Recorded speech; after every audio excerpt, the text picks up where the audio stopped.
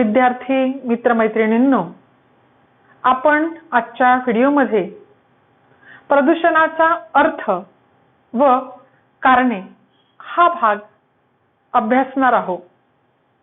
Pollution meaning and causes. तर प्रदूषण ही समस्या जागतिक समस्या आहे.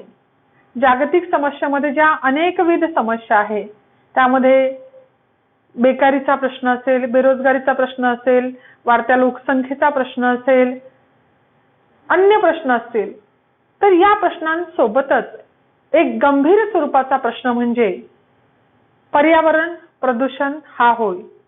पर्यावरण प्रदूषण या समस्येने संबंध जगाला आज व्यापून टाकलेला आहे, ग्रासलेला आहे आणि त्यामुळे ही समस्या मानवजातीसमोरील अतिशय गंभीर स्वरूपाची समस्या आहे. तेव्हा आपण प्रदूषण म्हणजे काय, पर्यावरण प्रदूषण म्हणजे काय आणि त्याची जी विविध कारणं आहेत त्या कारणांचा अभ्यास आजच्या व्हिडिओमध्ये करू.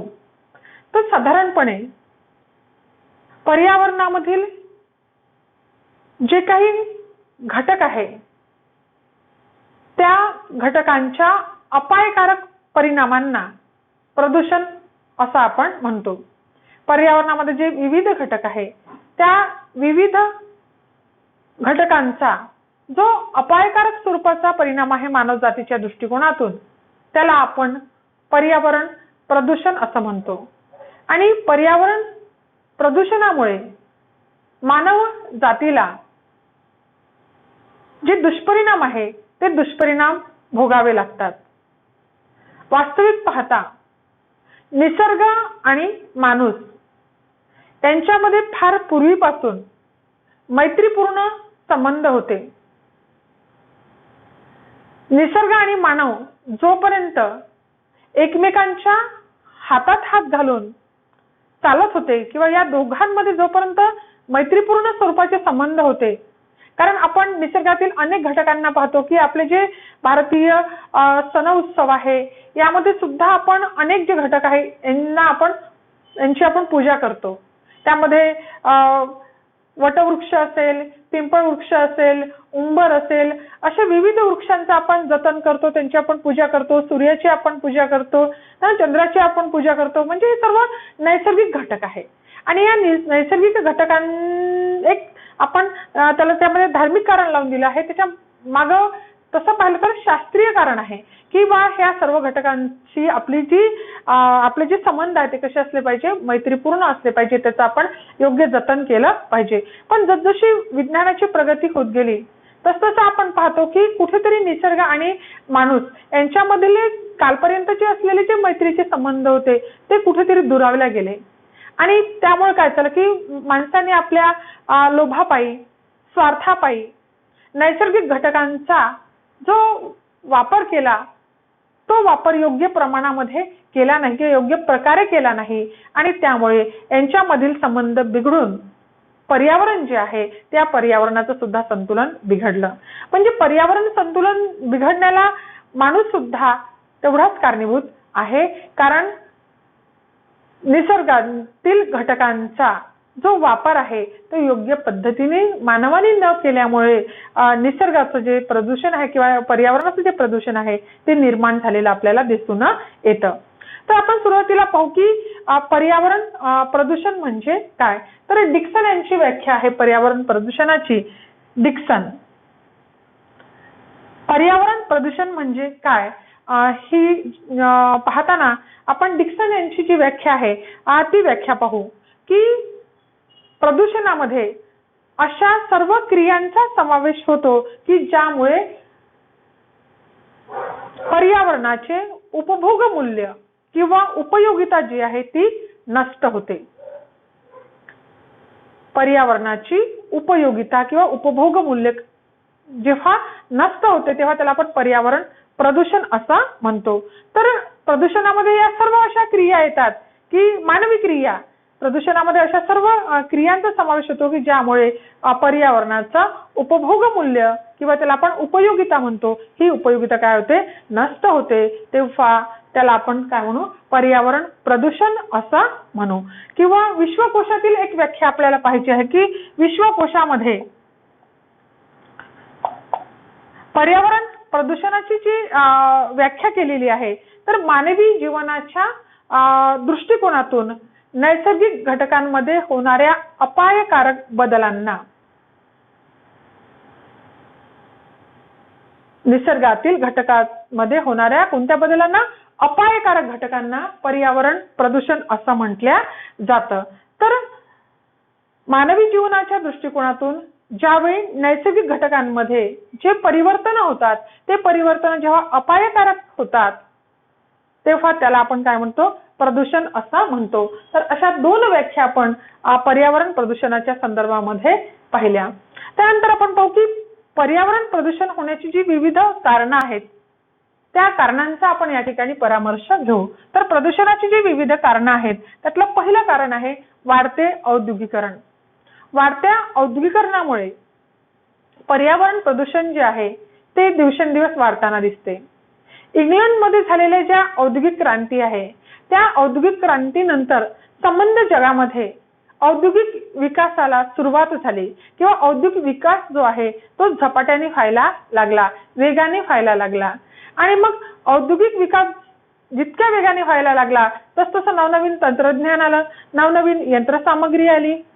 उत्पादन प्रक्रियेमध्ये किंवा विकसनशील देशामध्ये, प्रगत देशातून मोठमोठ्या बहुराष्ट्रीय कंपन्या आल्या, महाकाय कंपन्यांचा प्रवेश त्या देशांमध्ये झाला. त्यामुळे काय झालं की मोठ्या प्रमाणावर विजेचा वापर वाढला, मोठ्या प्रमाणावर कारखाने आणि उद्योग उभारणीसाठी जंगल कटाई करण्यात आली. आणि साहजिकच जे नैसर्गिक घटक होते किंवा जे पर्यावरणाचे घटक होते, जंगल हा पर्यावरणातला घटक जो आहे तो ऱ्हास व्हायला सुरुवात झाली. त्यानंतर मोठ्या प्रमाणावर वीज निर्मितीसाठी, ऊर्जा निर्मितीसाठी कोळशाचा वापर व्हायला लागला. आणि त्यामुळे काय झालं की नैसर्गिक साधन सामग्रीचा जो ऱ्हास आहे तो व्हायला लागला. आणि नवनवीन तंत्रज्ञान जे आहे ते नवनवीन तंत्रज्ञान आलं, नवनवीन यंत्रसामग्री आली आणि त्यामुळे कारखान्यामध्ये उत्पादन वाढलं. उत्पादन वाढून त्या कारखान्यातून जे अवशिष्ट आहे किंवा जे टाकाऊ पदार्थ आहे ते टाकाऊ पदार्थ बाहेर पडायला लागले. कारखान्यातून मोठ्या प्रमाणावर जो धूर आहे तो धूर बाहेर पडायला लागला आणि त्यामुळे वायू प्रदूषण आहे ते मोठ्या प्रमाणात झालं. जे काही टाकाऊ पदार्थ आहे ते नदीत सोडले गेले, त्यामुळे नदी नाल्यामधलं पाणी जे आहे ते पाणी बेकार झालं आणि त्यामुळे जल प्रदूषण आहे, वायू प्रदूषण आहे, याचा धोका जो आहे तो निर्माण झाला. तर वाढतं औद्योगिकरण हे प्रदूषणाचं एक पहिलं कारण जे आहे ते आपल्याला सांगता येईल. त्यानंतर वाढती लोकसंख्या, सातत्याने वाढत जाणारी लोकसंख्या हे सुद्धा पर्यावरण प्रदूषणाचं एक महत्त्वपूर्ण कारण आहे. जागतिक लोकसंख्येचा जर आपण विचार केला तर ही जागतिक लोकसंख्या दरवर्षाला, जागतिक लोकसंख्येचा जर विचार आपण केला तर जागतिक लोकसंख्या दरवर्षाला 8.6 कोटी, 8.6 कोटीने जागतिक लोकसंख्या वाढते. म्हणजे जागतिक लोकसंख्येमध्ये दरवर्षाला जागतिक लोकसंख्या जी आहे ती दरवर्षाला कितीने वाढते, 8.6 कोटीने दरवर्षाला आपल्याला जागतिक लोकसंख्या वाढताना दिसते. भारताचा जर आपण विचार केला तर भारतामध्ये सुद्धा दरवर्षी लोकसंख्या जी आहे ती 2 कोटीने वाढते. भारतात 2 कोटीने जी लोकसंख्या आहे ती लोकसंख्या दरवर्षाला वाढताना आपल्याला दिसून येते. म्हणजेच लोकसंख्या जसजशी वाढत जाते तसतसे लोकसंख्या वाढीमुळे अनेक जे प्रश्न आहे ते प्रश्न निर्माण होतात. जागेचा प्रश्न जो आहे तो निर्माण होतो, पाण्याचा प्रश्न जो निर्माण होतो. त्यानंतर वाढती लोकसंख्येमुळे जेव्हा राहावयास जागा नसते तर मग झोपडपट्ट्या ज्या आहेत त्या झोपडपट्ट्यांची निर्मिती मोठ्या प्रमाणामध्ये होते. तर साधारणपणे सातत्याने वाढणारी जी लोकसंख्या आहे आणि त्या लोकसंख्येमध्ये दैनंदिन वापरामध्ये येणाऱ्या विविध इलेक्ट्रॉनिक्सच्या वस्तू आहे, घरातून निघणारा केर आहे, त्यानंतर वाहन वापरले जातात. जशी लोकसंख्या वाढतात तर वाहनांचा वापर वाढतो, त्यामुळे धुरान जो आहे त्या धुरांमुळे होणारं वायू प्रदूषण आहे. तर या सर्व बाबी ज्या आहे त्या बाबी प्रदूषण निर्माण करणाऱ्या बाबी आहे. आपण जर पाहिलं की आपली लोकसंख्या 2001 मध्ये देशाची जी लोकसंख्या आहे ती 102 कोटी होती. देशाची लोकसंख्या ती 2011 मध्ये 121 कोटी आपण अप्रॉक्सिमेटली पाहत आहोत. तर 121 कोटी लोकसंख्या देशाची झाली. आज देशाची लोकसंख्या 130 कोटीच्या वर गेलेली आहे.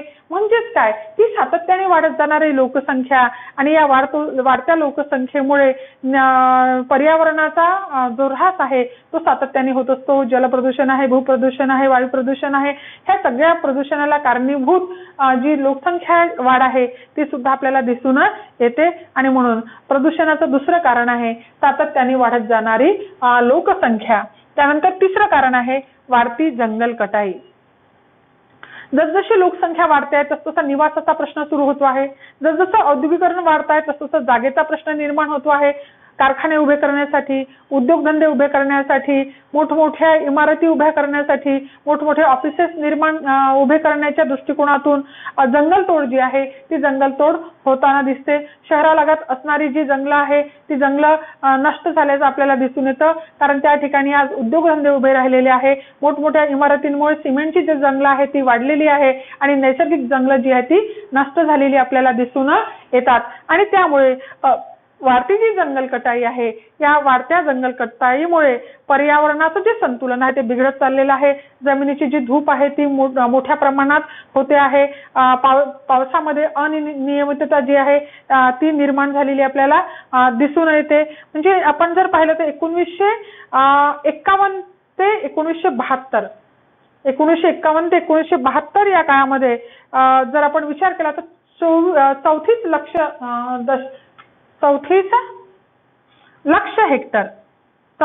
लक्ष हेक्टर क्षेत्रफळावरील जी जंगलं आहे ती जंगलं नष्ट झालेली आपल्याला दिसून येतात. म्हणजेच 34 दशलक्ष हेक्टर क्षेत्रफळावरची जी जंगल तोड आहे ती 1951 ते 1972 ते 1972 या काळामध्ये एवढ्या प्रमाणामध्ये जंगलतोड जी आहे ती जंगलतोड देशामध्ये झालेली दिसते. आणि 1951 ते 80 या काळामध्ये किती वृक्ष लागवड झाली तर 1951 ते 1980च्या काळामध्ये मात्र ज्या प्रमाणामध्ये वृक्षतोड झाली त्या प्रमाणामध्ये वृक्ष लागवड झाली नाही. 27.20 लक्ष हेक्टर क्षेत्रफळावर वृक्ष लागवड जी आहे ती या काळामध्ये झालेली आपल्याला दिसून येते. म्हणजे वृक्षतोड ही जास्त झाली त्या प्रमाणामध्ये वृक्ष लागवड जी आहे ती वृक्ष लागवड झालेली आपल्याला दिसत नाही. म्हणजेच एवढं क्षेत्रफळावरची जंगलं जी आहे 34 लक्ष हेक्टर क्षेत्रफळावरची जी जंगलं आहे ती 51 ते 1972 दरम्यान वृक्षतोड किंवा जंगलतोड जी आहे ती मोठ्या प्रमाणात झाली. परंतु वृक्ष लागवड जी आहे ती वृक्ष लागवड मात्र त्या तुलनेमध्ये कमी झालेली आपल्याला दिसून येते. म्हणजेच काय की जंगलांचा जो ऱ्हास आहे तो ऱ्हास मोठ्या प्रमाणावर आपल्याला दिसून येतो. तर 1980 मध्ये वनसंरक्षण अधिनियम जो आहे 1980 मध्ये वनसंरक्षण जो अधिनियम आहे हा वनसंरक्षण अधिनियम आल्यानंतर कुठेतरी जंगल तोडीला आळा बसलेला आपल्याला दिसतो. तरी सुद्धा हा अधिनियम आल्यानंतरही 1.5 लक्ष हेक्टर क्षेत्रफळावरचं जे वृक्षतोड आहे ही आपल्याला दरवर्षी होताना दिसून येते. म्हणजेच काय की कितीही कायदे कितीही अधिनियम झाले तरी सुद्धा वृक्षतोड जी आहे किंवा जंगलतोड जी आहे वनांचा ऱ्हास जो आहे तो आपल्याला होताना सातत्याने दिसत आहे. कारण ह्या सगळ्या ज्या गोष्टी होतात आहे वाढतं औद्योगिकरण जे आहे, कारखाने आहे, मोठमोठ्या इमारती आहे, तर हे उभे करताना शहरालगतची जंगलं असेल किंवा अन्य जंगल जे आहे ते मोठ्या प्रमाणावर कटाई केली जातात, जंगलतोड केली जाते आणि त्यामुळे वाढत्या जंगल कटाईमुळे सुद्धा पर्यावरणाचं संतुलन बिघडलेलं आहे, ऋतुचक्र जे आहे ते बिघडलेलं आहे. उन्हाळा, पावसाळा, हिवाळा हे जे ऋतुचक्र आहे त्यामध्ये अनियमितता निर्माण झालेली आपल्याला दिसून येते. पाहिजे तेव्हा पाऊस पडत नाही, नको तेव्हा पाऊस कोसळताना आपल्याला दिसतो. म्हणजेच ऋतुचक्रामध्ये होणारा जो बदल आहे त्याला कारणीभूत सुद्धा वाढती जंगल कटाई हे आहेत. त्यानंतर वाढते शहरीकरण. शहरीकरणामध्ये जसजशी वाढ होत चालली, जसजशी लोकसंख्या वाढते आहे तसतशी आपण पाहतो की ग्रामीण भागामध्ये रोजगार मिळत नाही. कारण शेती जी आहे ती कोरडवाहू स्वरूपाची शेती आहे आणि त्यामुळे पूर्ण वर्षभर काम मिळत नाही. 5 ते 6 महिने खरीप हंगाम संपला की ओलिताच्या शेतीचं प्रमाण कमी असल्यामुळे मग जेव्हा शेतमजुरांना किंवा सीमांत शेतकऱ्यांना गावामध्ये काम मिळत नाही तेव्हा ते मग शहराकडे रोजगार शोधायला जातात किंवा गावामधील तरुणांना जेव्हा शिकल्यानंतर नोकरी मिळत नाही तर ते सुद्धा मोठमोठ्या शहरामध्ये मुंबई असेल, पुणे असेल, बंगलोर असेल, दिल्ली असेल, सुरत असेल अशा मोठमोठ्या औद्योगिक शहरामध्ये काम शोधण्यासाठी जातात. काम त्यांना मिळून जातं परंतु त्यांच्या राहण्यासाठी म्हणजे एक वेळ त्यांना काम मिळतं, जेवण त्यांना स्वस्त मिळू शकतं परंतु राहण्याची जी अडचण आहे ती सगळ्यात मोठी अडचण असते आणि त्यामुळे राहण्याची किंवा निवासाची व्यवस्था जेव्हा होत नाही तेव्हा झोपडपट्ट्या ज्या आहेत त्या झोपडपट्ट्यांमध्ये राहणं ते स्वीकारतात आणि त्यामुळे मोठमोठ्या झोपडपट्ट्या ज्या आहेत त्या औद्योगिक शहरामध्ये निर्माण झालेल्या आहे. आपण पाहतो की मुंबईची धारावी झोपडपट्टी जी आहे ती किती दाटीवाटीनी आहे, जिथे सूर्यप्रकाश सुद्धा खेळू शकत नाही. अतिशय ज्याला आपण म्हणतो की घाण जी आहे ती आपल्याला त्या ठिकाणी दिसून येते. अशा ज्या घाणेरड्या वस्त्या आहे किंवा झोपडपट्ट्या आहे त्या झोपडपट्ट्या निर्माण झाल्या वाढत्या शहरीकरणामुळे. शहरातून निघणाऱ्या मग हे जी वाढत्या लोकसंख्या किंवा झोपडपट्ट्या आहे त्यामध्ये मोठ्या प्रमाणावर गलिच्छ वातावरण जे आहे ते निर्माण होतं, त्यामुळे पर्यावरण प्रदूषित होतं. त्या ठिकाणी सांडपाण्याचे योग्य व्यवस्थापन होत नाही, कचऱ्याची विल्हेवाट योग्य प्रकारे होत नाही. तसेच शहरातून निघणारा जो औद्योगिक कचरा आहे, जो ई कचरा आहे या सगळ्यांचं योग्य व्यवस्थापन जर झालं नाही तर त्यामुळे सुद्धा वायू प्रदूषण आहे, जल प्रदूषण आहे, ध्वनी प्रदूषण आहे निर्माण होतं. त्यानंतर स्वयंचलित वाहनांचा वाढती संख्या. जे स्वयंचलित वाहन आहे त्यांची संख्या सुद्धा दिवसेंदिवस वाढते आहे. प्रत्येकाला घाई आहे, प्रत्येकाला लवकर पोहोचायचं आहे आणि त्यामुळे प्रत्येक जगाजवळ अलीकडे काय आहे की कुठलं ना कुठलं वाहन आहे आणि त्यामुळे रस्त्यावर वाहनांची एवढी दाटी झालेली आहे, गर्दी झालेली आहे, वाहनांची संख्या जी आहे ती वाढलेली आहे आणि वाहनांची संख्या वाढल्यामुळे पेट्रोलचं जे ज्वलन आहे, पेट्रोलचं जे डिझेलचं जे ज्वलन आहे तर साधारणपणे जर 1 गॅलन पेट्रोलचं जर ज्वलन झालं तर त्यामुळे कितीतरी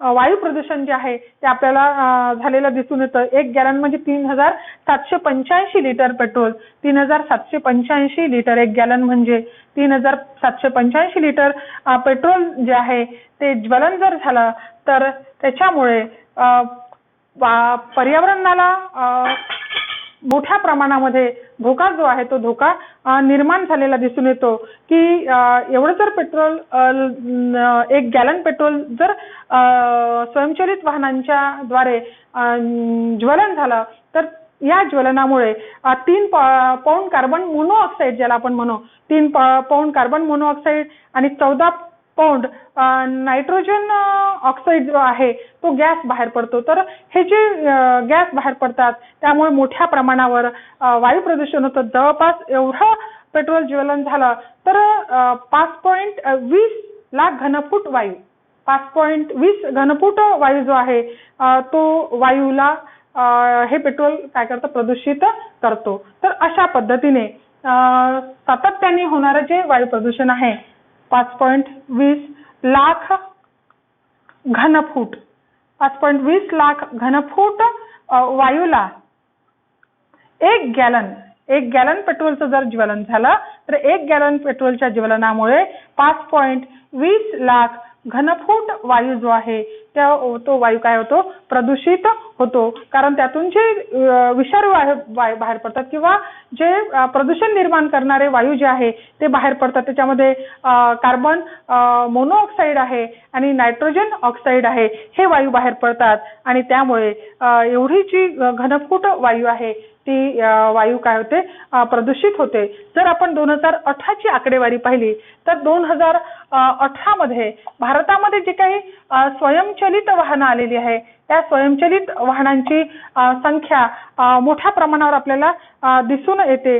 2.67 कोटी स्वयंचलित वाहने 2018 मध्ये 2.67 कोटी जी स्वयंचलित वाहनं आहे ती रस्त्यावर आली आणि या स्वयंचलित वाहनांनी किती मोठ्या प्रमाणावर वायू प्रदूषण केलं असेल, किती पेट्रोलचं ज्वलन झालं असेल आणि किती घनफूट वायू प्रदूषित झाला असेल याची कल्पना जी आहे ती कल्पना जर केली तरी सुद्धा आपल्याला लक्षात येते की किती मोठं वायू प्रदूषण या सर्व पेट्रोलच्या ज्वलनामुळे होत आहे. तर अशा पद्धतीने स्वयंचलित वाहनांची जी संख्या आहे ती दिवसेंदिवस वाढते आहे आणि त्यामुळे वायू प्रदूषण जे आहे त्याला सुद्धा मोठ्या प्रमाणामध्ये वायू प्रदूषित होताना आपल्याला दिसून येते. त्यानंतर परंपरागत ऊर्जा स्रोताचा भरमसाठ वापर.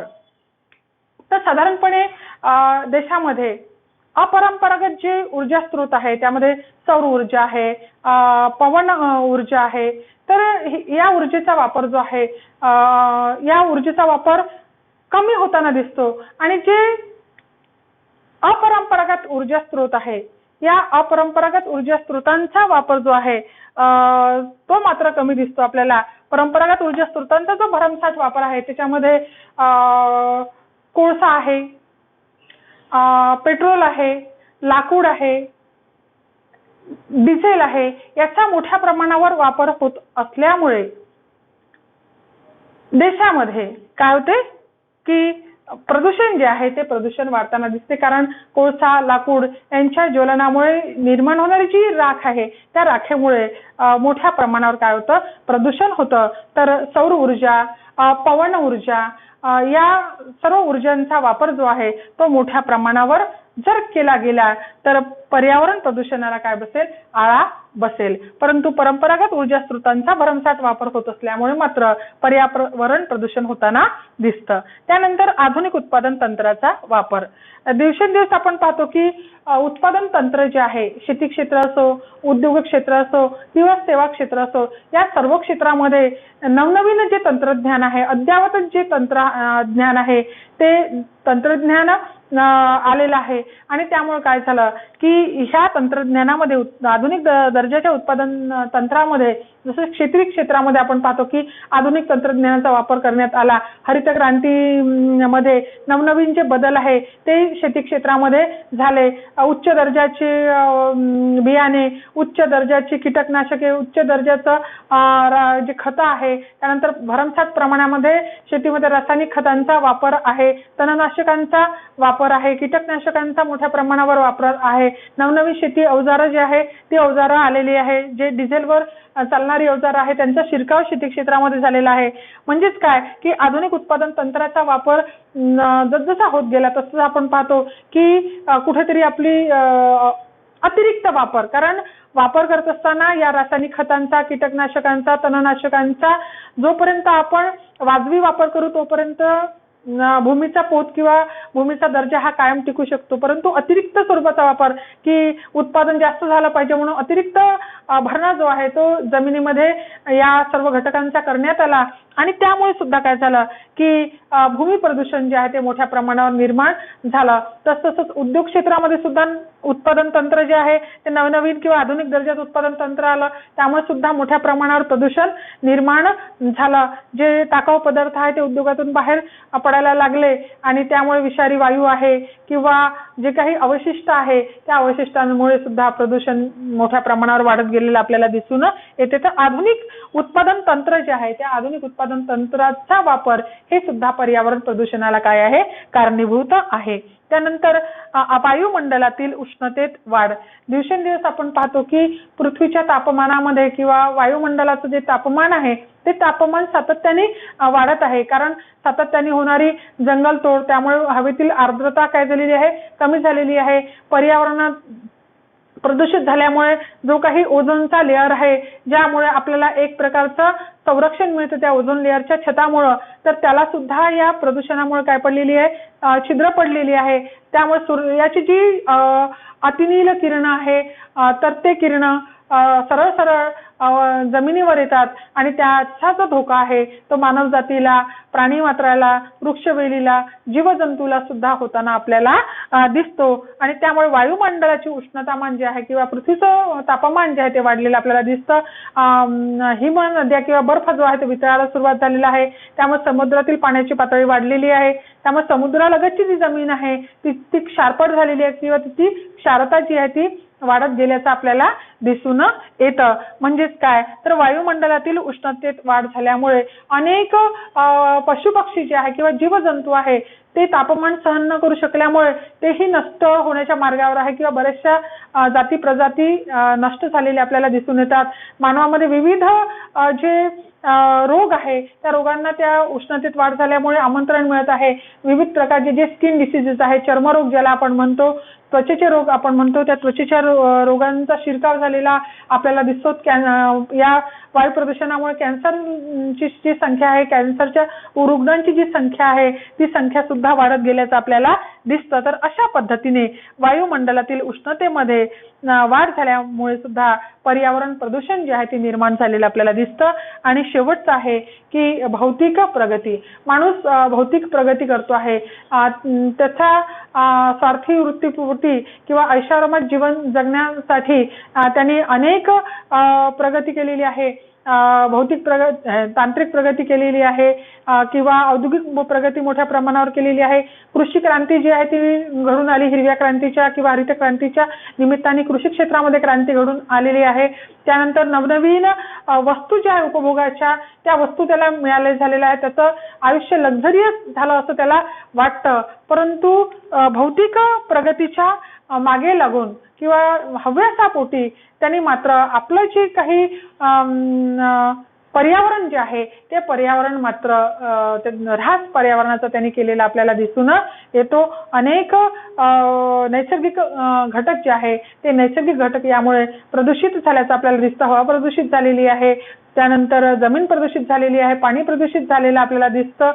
तर हे सगळं प्रदूषण जे आहे ते प्रदूषण निर्माण झालं कारण निसर्ग असं म्हणतात की अनेक लोकांची गरज पूर्ण करू शकतो, परंतु हव्यास जो आहे तो हव्यास मात्र निसर्ग पूर्ण करू शकत नाही. मात्र मानवाने हव्यासापोटी निसर्गातील घटकांचा जो काही अवापर केला, जो काही गैरवापर केला किंवा जो काही अनाठायी वापर केला, त्या वापरामुळे निसर्गातील अनेक घटक जे आहे ते बाधित झालेला आहे आणि आज त्याचे अपायकारी जे दुष्परिणाम आहे ते दुष्परिणाम मानव जातीलाच भोगावे लागत आहे.